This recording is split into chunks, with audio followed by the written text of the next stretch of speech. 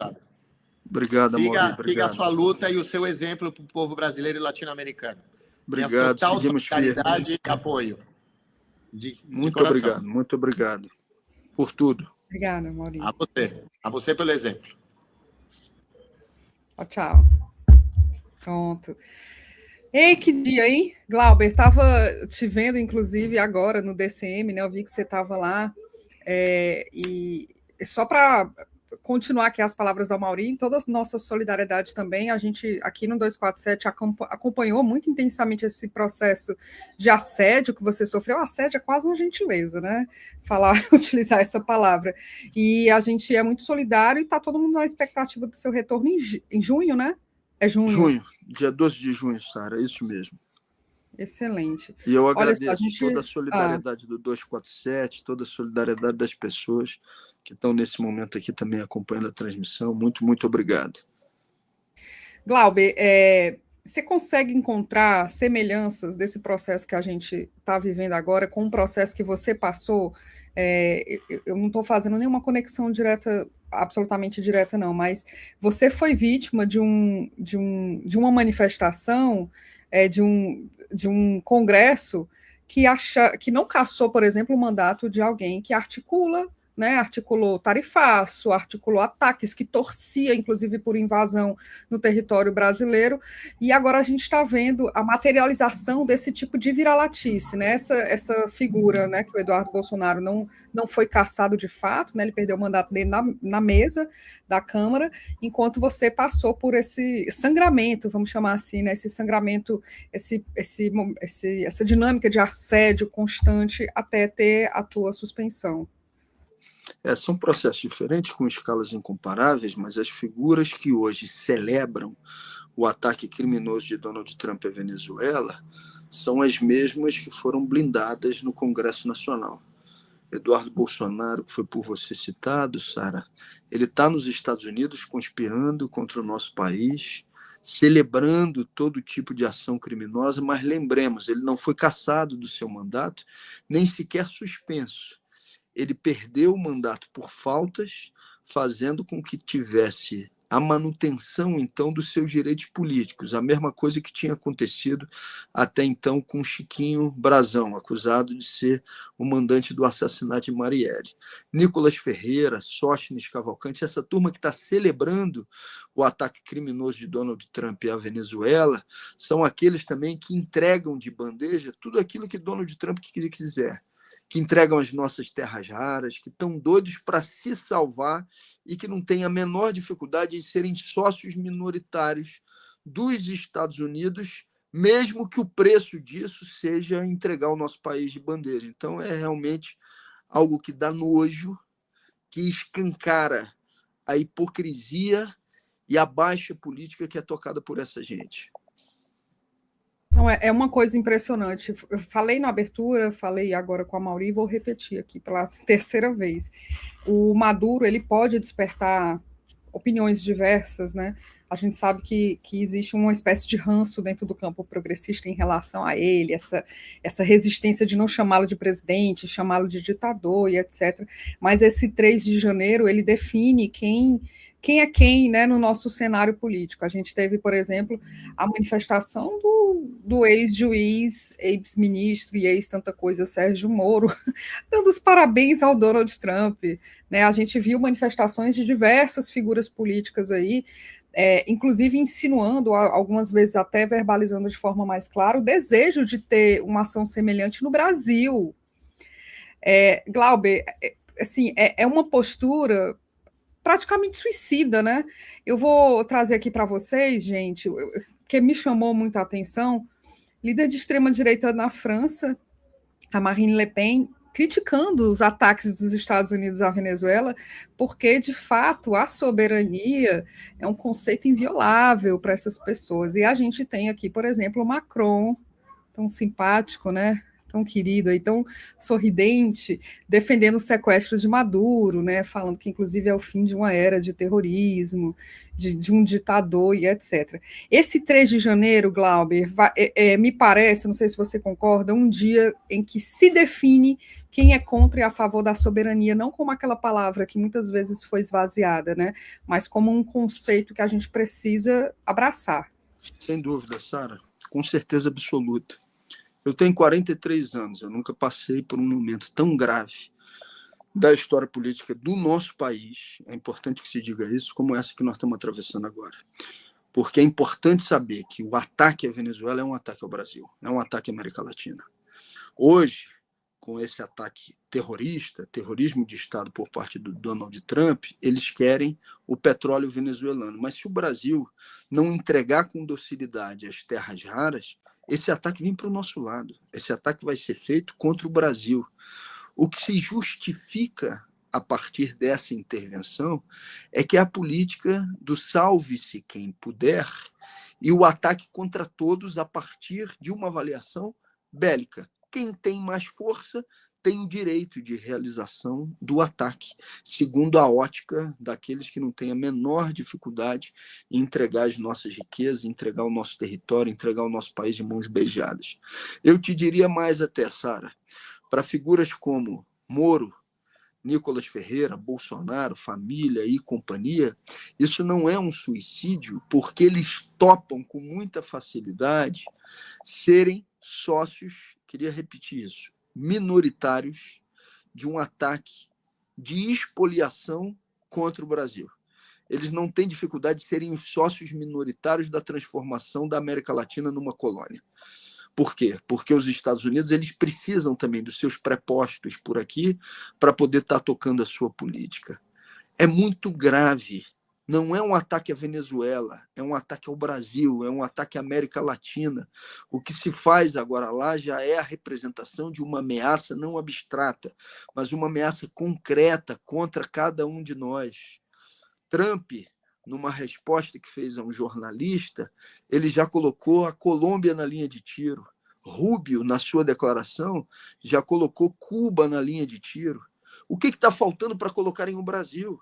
Evidentemente, só falta que a gente resista à entrega de mãos beijadas das nossas terras raras, da nossa biodiversidade, do petróleo brasileiro, porque eles também vão proporcionar o mesmo ataque contra cada um de nós. Por isso é fundamental a manifestação de solidariedade ao povo venezuelano, a libertação contra o sequestro do presidente Nicolás Maduro e da sua companheira.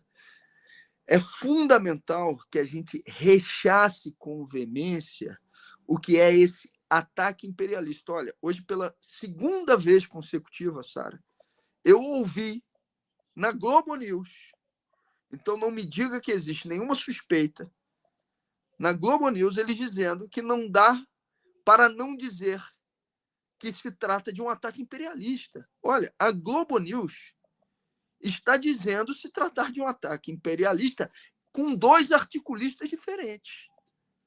Mesmo tendo toda aquela preparação da notícia para dizer de antemão que o governo e o regime é um regime ditatorial, isso de alguma forma justificando o que Trump faz, mesmo para setores de linha de orientação liberal, não há justificativa possível.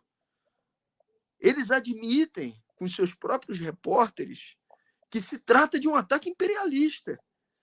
O que precisa mais para a gente se sacudir e verificar que é fundamental a solidariedade? Eu acho que é isso. Nós temos que ir para as ruas. Amanhã vai ter uma reunião às 9 horas da manhã. Hoje já teve um ato rápido em São Paulo, com aproximadamente 1.000 pessoas. Amanhã vai ter organização de atos pelo Brasil. No Rio de Janeiro vai ser 4 horas da tarde, na Cinelândia. Eu vou estar lá participando desse ato. Vou sair de onde eu estou, no interior de São Paulo, para estar lá, na Cinelândia, participando dessa organização. Nós fizemos uma reunião hoje de organização política, recebendo vários setores de todo o Brasil, dialogando, organizando as próximas atividades.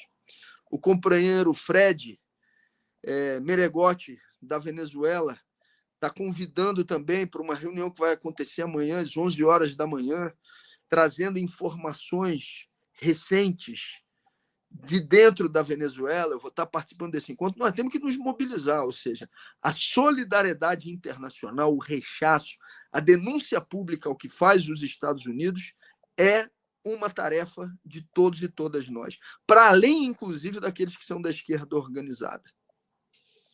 Perfeito. Cláudia, deixa eu ler aqui algumas manifestações da nossa audiência. A Sandra Nunes, ela fala assim, deputada, aquele dia eu sofri, chorei com você.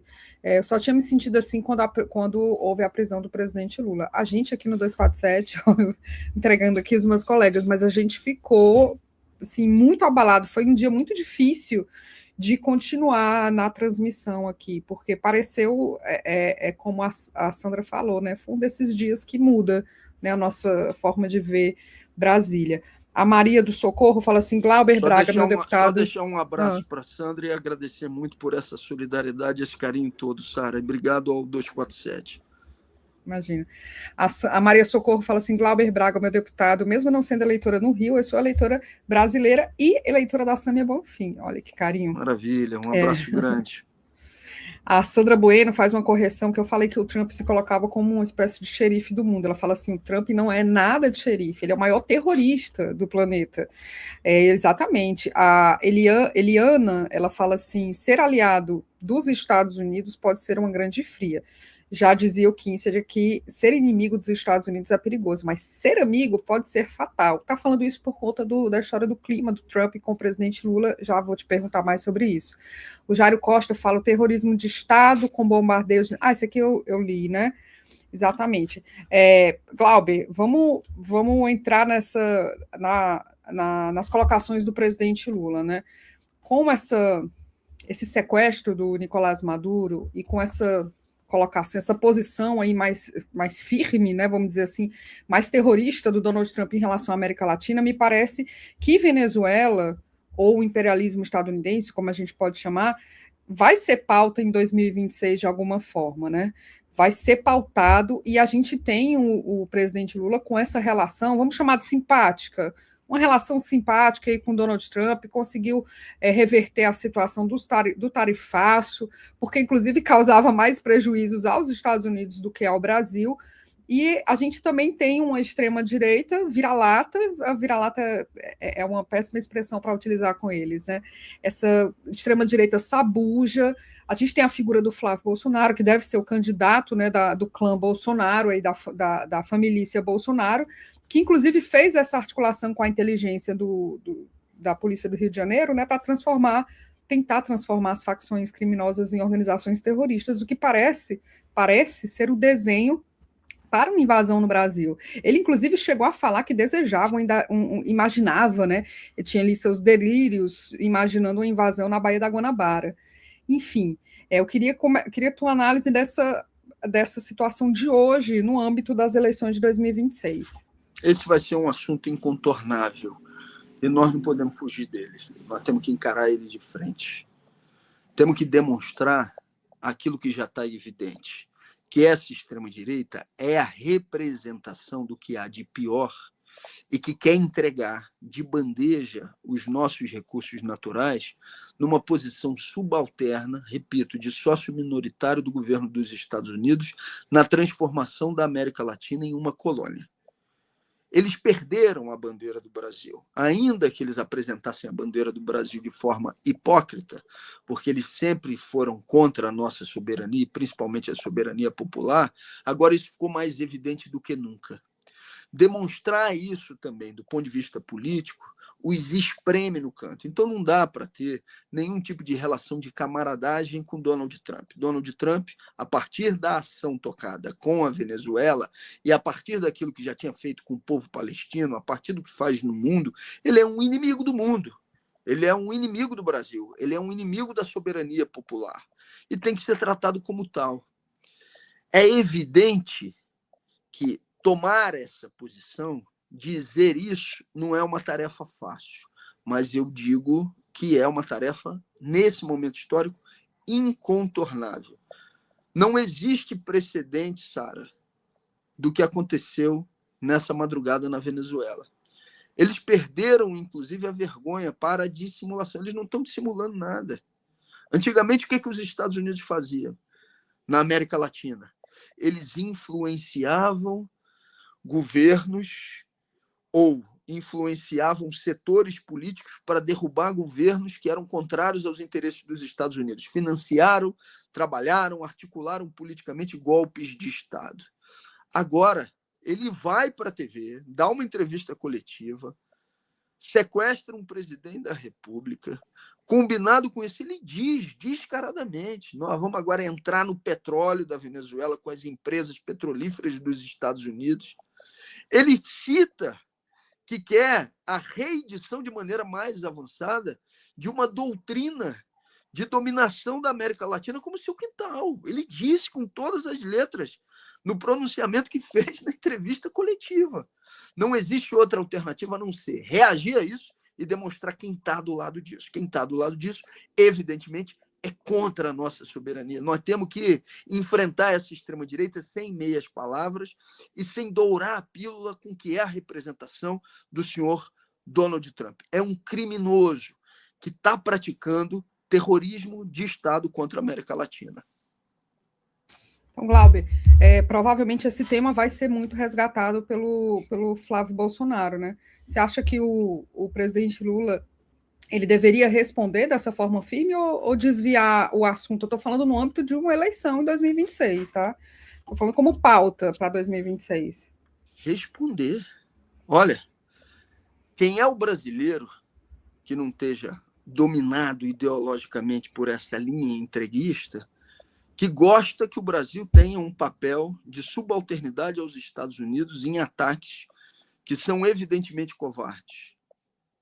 O brasileiro que não está identificado com o espectro ideológico ou da direita ou da esquerda, aquele que é classe trabalhadora, mas que não se autodefine, se a gente faz um discurso direto mostrando o que está em jogo e que estão sabotando a América Latina e o nosso próprio país, esse brasileiro fica com a gente. Esse brasileiro não fica com essa extrema-direita entreguista.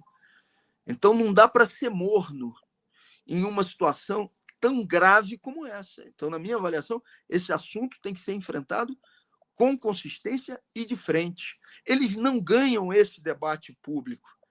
Eles podem ganhar no poderio militar, porque realmente tem. Mas eles não ganham a opinião pública ou a maioria dos brasileiros com um discurso entreguista ou de guerra contra o próprio país. Eu acho que a batalha que a gente perde é aquela que a gente decide de antemão não entrar no campo para jogar. Esse jogo está perdido. Agora, quando a gente entra, quando a gente explica os argumentos, mostra o que está em jogo, quais são os interesses que estão se movimentando. Olha o que aconteceu, Sara, nos últimos tempos com a extrema-direita. A extrema-direita, quais eram os símbolos, mesmo com hipocrisia, que eles tentavam manter próximos a eles? A defesa do Brasil. Não era o Brasil acima de tudo? Como é que eles falam em Brasil acima de tudo com essa entrega e essa subordinação aos Estados Unidos? Eles perdem a bandeira, principalmente com as ações de Eduardo Bolsonaro fora do Brasil. A bandeira hipócrita deles era o enfrentamento à corrupção. Os caras votam a favor da PEC da bandidagem, né? Então, aquilo que era uma hipocrisia fica flagrantemente como algo que não pode se sustentar com o eleitor que não necessariamente é organizado. Aí eles começam a dizer que o fundamental é a matança, é transformar organizações criminosas brasileiras em organizações terroristas. E aí se demonstra por A mais B a relação dessa turma com organizações criminosas, como no caso do Estado do Rio de Janeiro. Então eles vão perdendo a capacidade de simbolicamente apresentar esses argumentos. Por quê? Porque a gente se jogou no debate. Porque a militância de esquerda ela não ficou com medo de enfrentar esse debate. É a mesma coisa que nós temos que fazer agora, enfrentar o debate e partir para cima dessa turma de frente. Esses últimos meses, né, Glauber, ficou muito evidente como a população brasileira abraçou o discurso de soberania. Eu lembro que aqui no 247 mesmo a gente falava, um colega falava assim, não, mas soberania é um termo muito abstrato, as pessoas não vão abraçar. Pois abraçaram, né? O Brasil, durante algumas semanas, ficou com um clima meio Copa do Mundo, né? Aquele clima, principalmente nas redes, os parlamentares mais entreguistas apanharam muito, foi uma coisa bonita de se ver. Então, não, realmente bem possível que as pessoas entendam, né, essa colocação do Brasil, não por uma simpatia ao Maduro ou por algum conhecimento, né, de toda a complexidade do que é o governo venezuelano, mas pela rejeição de um agente estrangeiro, xerife, terrorista do mundo. Glauber, deixa eu ver, é porque agora mudou a forma de ler o nome de vocês, viu, gente? Mulher Ateia, olha aí, gostei. Ela manda um superchat falando assim, quem podia fazer algo, a China não fez. Quando Trump desestabilizar o mundo, eu quero ver com quem é que a China vai comercializar. A Valéria fala assim, orgulho imenso do meu voto no corajoso deputado Glauber.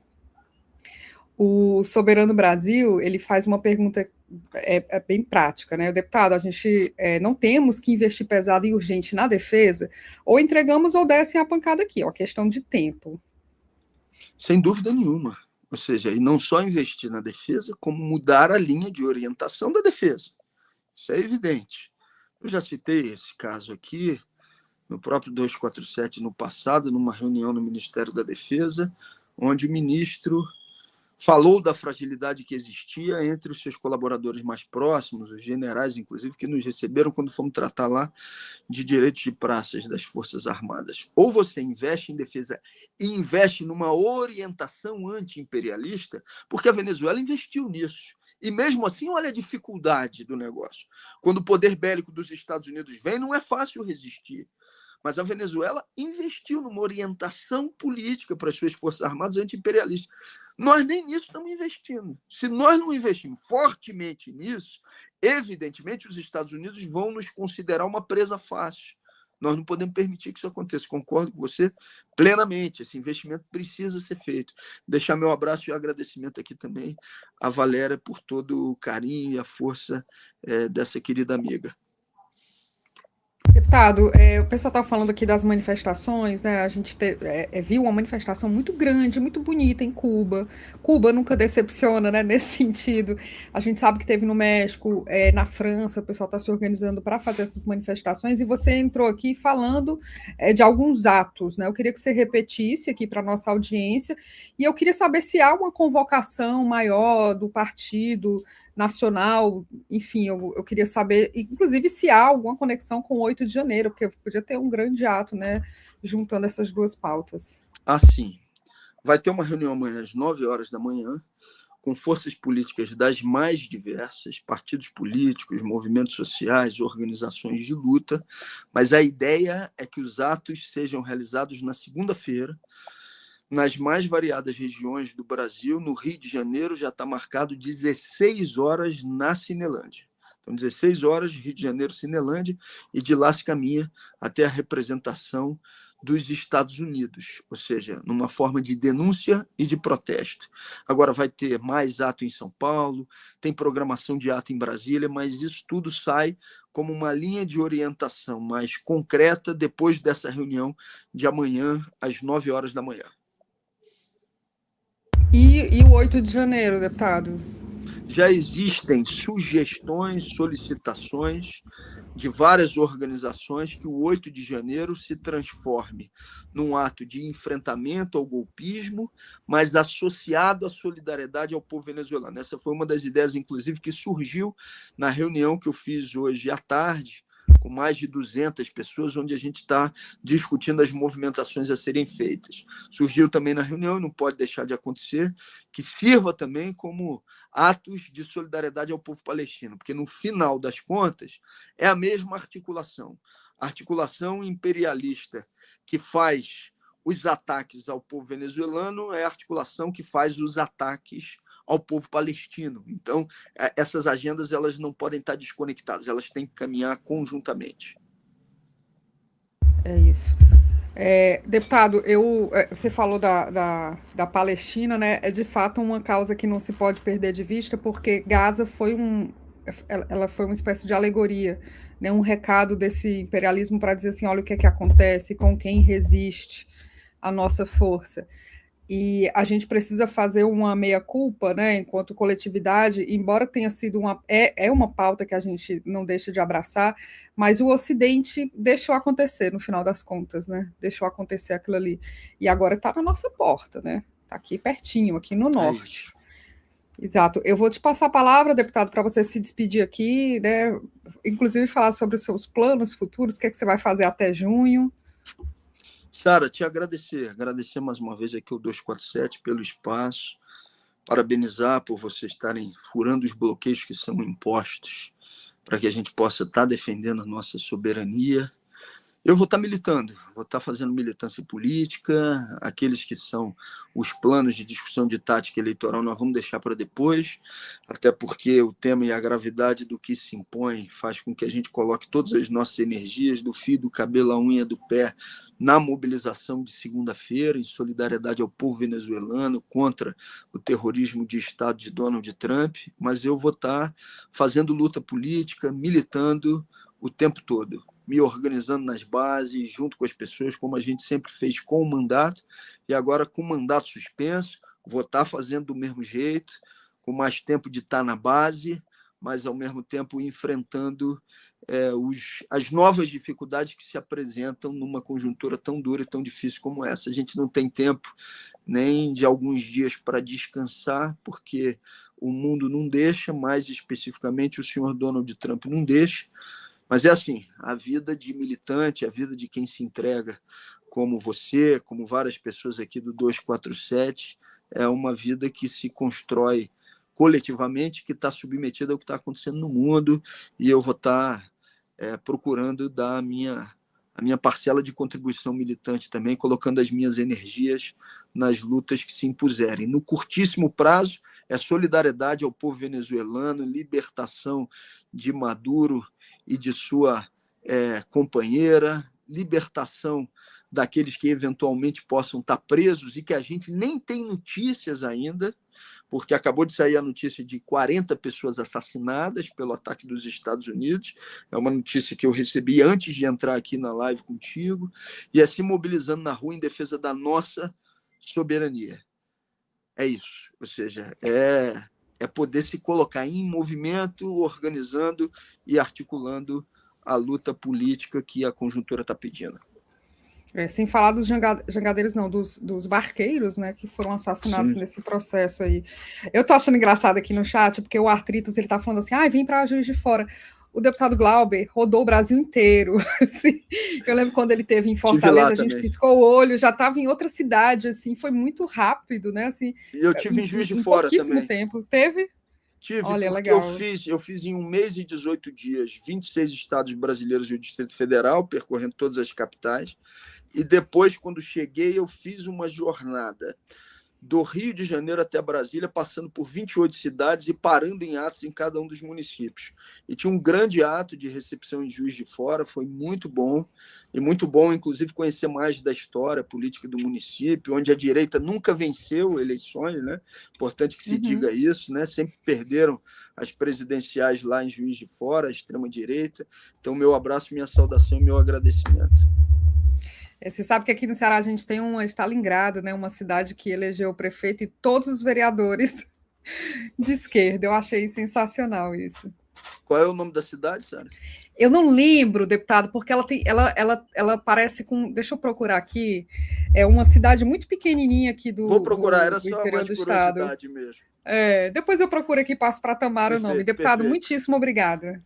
Eu que te agradeço, Sara, por tudo. Obrigado mesmo e obrigado a todo mundo, a toda a audiência, a todas as mensagens, aos militantes aqui do 247. Um abraço, gente. Até breve. Quem é do Rio de Janeiro, até segunda-feira, 16 horas, ato de solidariedade ao povo venezuelano contra o terrorismo de Estado de Donald Trump. Um abração. Obrigada, deputado. Tchau, tchau. Tchau, tchau.